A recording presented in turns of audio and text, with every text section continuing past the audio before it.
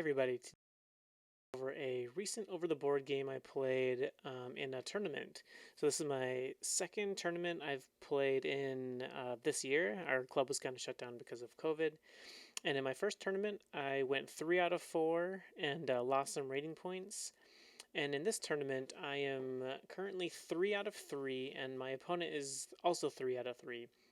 He is rated he's rated actually exactly 1500, and I'm rated about 13. Let me see, I think I'm 1355. So I'm spotting about 150 points of rating.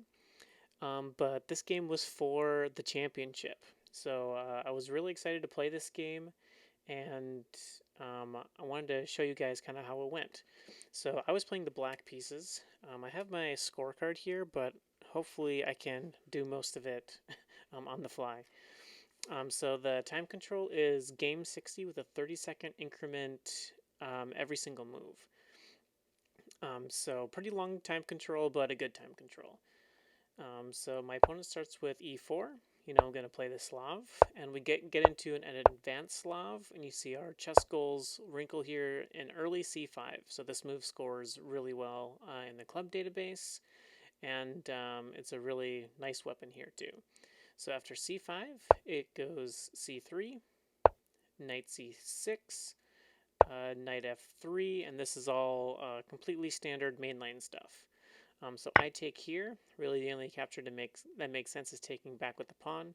Of course, taking back with the knight, we take this pawn. Taking with the queen, we just take the queen. So easy game. So he takes back here, and I pin with the bishop. He blocks the pin. I go e6. I'm going to kind of rush over the opening a little bit. But this is all completely in our Chessable course. So I am still very much in book. I don't have timing down for these moves quite yet, but we're getting close. So after e6, white castles. I play knight e2. He plays knight c3. And I play knight f5. So this is still, again, all in our Chessable, or not our Chessable course, our Caro-Kann opening course that I've been studying on Chessable. And at this point in the game, my opponent has 52 minutes left, and I have 62 minutes left. So I have spent basically no time at all. This is move 9, and I have known exactly what to do. So I haven't spent more than a couple seconds just like verifying I'm in the position that I think I'm in. So after knight f5, what does my opponent? So he plays, bishop e3. So bishop e2 is my move, and he goes into a not really a sign line. This is, I would say, very mainline stuff, and it gives black a really, really good position. So all these moves are basically forced. Take, take, and black has this nice move, bishop g5. So if white takes s, we're really happy because this pawn is going to be pretty much indefensible the rest of the game. You're gonna have to spend your queen, your knight guarding it, maybe bring a rook over. It's just really, really hard to defend this pawn long term. So they don't really want to take. They don't really want to take. We can just take back and play against this weak pawn the whole game. They also don't really want to let us just take this bishop for free, but that's kind of like the best move in the position. Just let us take the bishop. So queen d2, best move actually. We take the bishop. Obviously, they need to take back with the pawn. That's forced. And now we have a really difficult move to meet, and that is queen g5. So I'm just looking here to make sure I'm in the right place. So queen g5, yep. So I have still all my time on the clock, 62 minutes and 44 seconds. So from the start of the game, I have gained almost 3 minutes of time. And after my opponent makes their next move, they're at 32 minutes. So I think my opponent spent maybe 10, maybe even 15 minutes here looking to figure out what to do. And after that, I'm up a full half an hour on the clock, which is pretty crazy. So in this position, there is one and only one move that keeps equality right here. So it looks really bad for white, but actually white is fine. This is dead zeros. But they have to find the exact move, queen A E1. Rook AE1. So if you just kind of look at the position, we're threatening this pawn.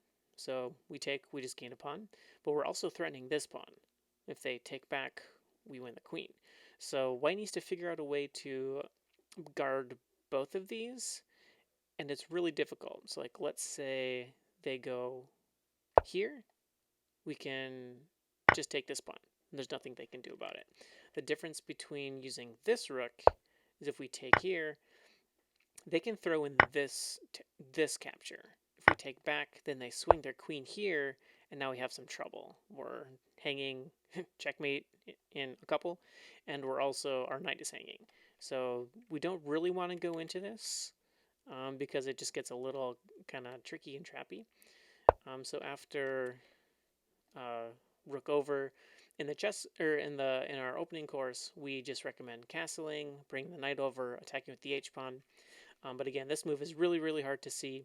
And so my opponent decides to sacrifice the knight. Knight takes d5. Let me make sure I'm getting that right. Yeah, so knight takes d5, and he is down 30 minutes on the clock. So after knight takes d5, this is just winning for black. I can take the piece. He takes back. And the engine says it's really good. White still has all these problems. They're not going anywhere. So at this point in the game, I was feeling very, very good about my game. I know that I played the opening perfectly because this is all in book. This is a straight dead out of the course. And I know that taking the knight here is not critical. I knew that moving the rook over is the only move in the position that saves an equal game for white. So I know that I have played basically a perfect game so far, so I'm feeling really good about how everything is going. So from here, you kind of, at least for me, as soon as I get out of book, I kind of like have to regroup and think about, I'm on my own here, so I actually need to think and figure stuff out. And so I was looking at a few candidate moves here. Of course, I could just take the pawn. They take back. I take. I didn't really like this line because of this move here, and then they just like attack my knight or something. My king just feels. I guess here I can just take the bishop. So maybe it's not so bad.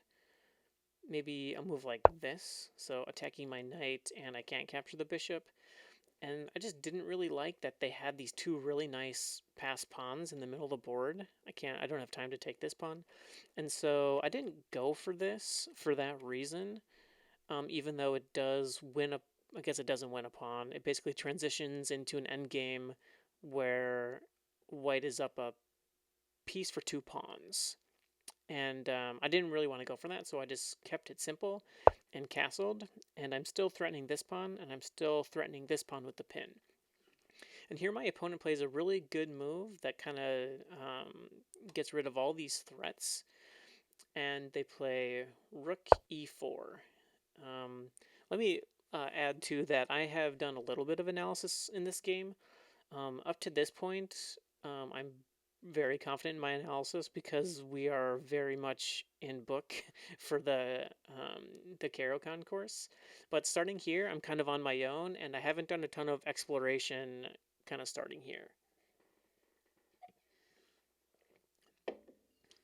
All right, so after rook f4, I noticed that there's a lot of pieces lined up here. And so this seemed like an obvious candidate move to me, and I spent some time calculating, and that's what I ended up playing. And one line I looked at here is if maybe the bishop backs up. I'm like, oh, I can just take this pawn because it's pinned. But then the queen can come here, and I have two pieces hanging. So I didn't think this was actually good. I can turn on the eval bar. I haven't had it on yet. Yeah, so this says this is not the way to play it for black. So instead of that, I guess this isn't what happened in the game. I believe he took here in the game. I need to make sure. Oh, yeah, bishop takes c6 in the game, and I take here. And so these pawns look a little weak, but this pawn is actually doing a really good job in my position of preventing this pawn push, because I can take and then, black is settled with terrible pawns. But it's also supporting an outpost here for my knight, which is really good because we want to obviously blockade these pawns, but my knight coming here puts pressure again on the e3 pawn, and it also has a tempo on the rook too. So that's a really desirable place for my knight to be long term. All right. So after, let's see if I can remember. So after I take here, where does he go? I think he doubles up here. Let me just verify. 19 rook AF1. Yep. Okay, and here I believe I back the knight up and go for this outpost. So I don't see any reason not to do this. I'm like second guessing myself, but I'm pretty sure that's the move. Okay, so knight e7, and then rook. So he doubles here on the f-file again. And here I missed a very good move, so white to or black to play and win a pawn. Let's just take this pawn. It's pinned, and we can. That pretty much wins the game, I think, if we just take this pawn. They don't want to take back, so we just get another extra pawn. I did not do that. I did not see that, sadly. So I believe I went. I can't remember which one I did now. I believe I went here. Let me check my notes. What move are we on? 20? Nope. Here I played c5. So this is, I thought I maybe played this a little later. So c5, this is a nice move to kind of break up this pawn chain. So obviously they can't take, and I felt it was nice for me to take here, and then they take back, and I can plant my knight again on d5, and it's a little more stable there since I can never get kicked with e4. Keep in mind this knight is doing a good job of preventing rook f5 in this position too. So after c5, I forget again, I think my opponent goes here. Again, let me verify. Yep, queen f2. So I'm going to promote this. And then obviously they have 3 attackers on this pawn, and I don't want to give it away for free. Taking here, they have this inner in-between move, and that's just not anything I want to do. So like, let's say take. I unfortunately can't take here with a tempo because I just get mated very quickly. So instead of that, we're here in the game. Here I just defend the pawn, queen g6, another defender here. And after rook g4, which again I'm pretty sure is the move, but I haven't looked at this game. Rook g4, queen b1. So this game was played last night, so it's fresh, but still like a little bit fuzzy in my head. So one of the main reasons I moved my queen here is for this exact maneuver, I can check and maybe pick up a pawn over here. So that's what happened in the game. Rook b1 check. And this is also not a great square for the king to be, I feel like. Yeah, it gets a little closer like in an endgame, but these pawns aren't like super liberated. If they want to start pushing these pawns, then this king is going to look really bare. And so here I tossed in this capture. They take back. And then I capture the a2 pawn. So I like this because my queen can come back at a moment's notice. And I can, protect my knight on this square. And I'm now up, I think I'm up 2 pawns at this point, right? So 4 pawns versus 5 pawns. So yeah, I basically have an extra knight for a pawn, so I get one of the 2 pawns back that I lost. I guess in that exchange early on with the knight sack, if you can remember. So after queen a2, I believe h4 is the move. Let me check. Yep. So this is move 25, h4. And here I began to spend a lot of time. So I actually spent almost a little over 15 minutes on this next move because obviously white has a big attack, so there's a lot of stuff coming down here, but they just don't really have any threats. Like, let's say I do nothing here. Can they really take? I mean, what's happening here? How do they break through? If I, just kind of like keep playing around, I just didn't see a move that they could, really hurt me with. I was also considering h5 here, but I didn't really love the idea of this. So this just seemed a little too weak for me. So they can maybe double here. Now this pawn is pinned. If I go here, you know, maybe they're getting in.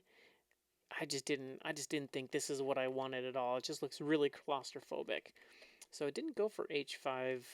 I kind of just like waited and let this pawn come to me. It's like, imagine if they come here, and then like take here. I can just ignore it and use that pawn as shelter. So that's kind of like what I was going for. And so I didn't see any threats in this position, so I, instead of overreacting or something like that, I actually thought queen here would be a good move, hitting the rook and just kind of like calibrating or clarifying the position a little bit. So I played rook b8 and just pressured this pawn. Now, after rook b8, he plays h5. And here's another critical move. So I'm going to turn the engine on here. Okay, so engine likes queen e6 a lot, and you can't see the eval here, but it's still negative 4.3, 4.4, somewhere in that range. And it makes a lot of sense. I correctly assessed that white doesn't really have many threats here, and so I thought I was just okay. So at this point, I played a very bad move, both practically and tactically. Practically and tactically. There's something there. I took the pawn, and this looks bad. This looks really bad because I'm leaving my king all alone, and I'm also just like letting them quick double and triple on these open files, staring right at my king. But worst of all, my queen can't get back. So these pawns are doing a nice job of blocking me. And it's going to take me 2 moves to get kind of back into the position. So this actually loses the game. If I'm not mistaken, this loses the game entirely. White is completely winning after queen takes b2. Is that right? Okay, yeah, so after queen takes b2, again, I didn't see, you know, I spent a lot of time before taking this move, and I just didn't believe that they had anything here. So I'm going to turn the engine on again. Yeah. And this move wins. This move just wins. I haven't analyzed this. I don't know why. Let's turn the engine off and see if we can figure this out. So I take here. Wait, check. I go here. I need your help. Okay, rook g3 check. Okay, I go here. Oh, now they can get in. Okay, I see. So after rook g3 check, maybe I play here. Oh, and they still get in. Here and like, oh yeah. Or even just take here. Okay. Wow, so they can just take the pawn. Luckily, this did not happen in the game. Don't worry, people. But my opponent still played a really good move. So I take the pawn, and my opponent played queen h4. Again, a very tricky move. So they're hitting my knight, and they're just threatening a lot of things here. So I was thinking that I didn't really want to play g6 here because their queen could get in. I mean, or they could just win my knight. And if they ever push, they can get their queen in, and that's a mate threat. And so I played a move that I think is the most combative, so it hangs on to the piece. I played knight d5. So it's looking a little hairy. I only have one piece defending my king. And after knight d5, the thing I liked most about knight d5 is it's covering the f6 square. So if they push, I can push and close it up. So let me take another look at the eval. I was going to say if they push here, yeah, this is just winning for black. There's no more attack. There's nothing here. Okay, so that's good that I had that. So the eval here actually says that white's a little bit better. So it says plus 2.1 if they play this move. That's the only move. Interesting. Is that what they played? So after knight d5, so move 28, that is what they played. Rook g3. Good job, opponent. Found the winning move. Or not the winning move, but the best move. And here, obviously, they're taking here, given the chance. But I didn't think that was the end of the world. I take here, they take here, I move over. It doesn't look so bad. So I played queen b6, and that loses. Who's gonna win? You guys are in suspense right now. I haven't given away the result of the game yet. You don't know who wins. You don't know who loses. But I will tell you the eval right now is plus 25.2. White takes. I sidestep. And here's a critical position. So we analyzed this game after, and we thought here or here, and there's nothing to do. This is coming, and also this is coming. And I don't think I can stop both. So the best move in this position is just to give the queen and pretend like it's all cool. Down a queen for a knight, we're going to play on.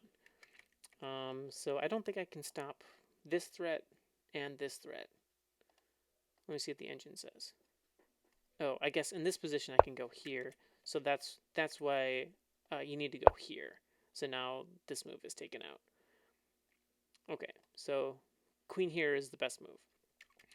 Another move I saw in my own analysis was this move, and I thought I was crushed because he's threatening the knight and he's threatening checkmate.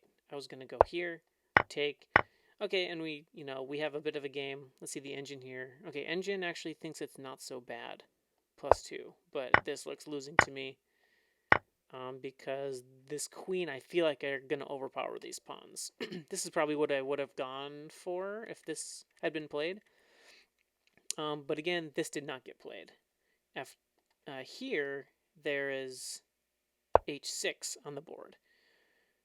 So after h6, I thought this was game over. I didn't, for me. So I thought I was winning at this point. Because my queen is eyeing up this square, and I felt like I could just move my rook over, and there's nothing they can do. If I'm not mistaken, the engine finds... So I played rook g8 just to get these rooks off the board. I feel like the engine finds this move. And I don't understand why this is winning.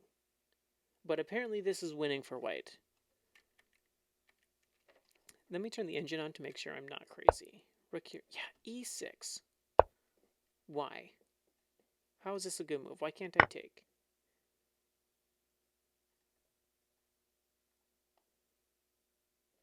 I don't understand why I can't take here. Does my queen get trapped? No. Okay, show me computer. Takes. Takes. Oh my goodness. It's so simple. It's so simple. So after e6, I can't take. So maybe I have to do something else. I take here, here, I go here. Oh, brutal. You make a bishop, and it's still winning. e6. What a move. So, suffice to say, neither of us saw this in the analysis. e6, amazing. Queen g5 is also good here. But my opponent played this move. So, queen e4. So this is a double attack on this pawn and this knight. A good move, but unfortunately a completely lost move. Let me make sure I didn't mess this up. Yep, queen e4, and this move loses because queen takes h6, queen takes h6, and that's game over. Actually game over this time because we're threatening, it's just a double attack on this rook. And I should note that at this point in the game I had about 5 minutes on my clock and my opponent had about a minute. So he was running really low on time. So I guess the last couple moves are here, here, takes my knight, and then this is a dagger, and this is just game over. I saw rook b2, and there's nothing else to think about. So like, let's say they try to block, queen check here, and I guess even like I would just take the rook here unless there's a mate. I'd probably look for a mate. I don't see a checkmate. Apparently this is checkmate. Thank you, Stockfish. Oh yeah, obviously. What happens if I just, instead of doing that, if I just take the rook? Okay, it's mate 5. Okay, so this is all good. Up 2 rooks, that should be plenty. Alright, cool. So after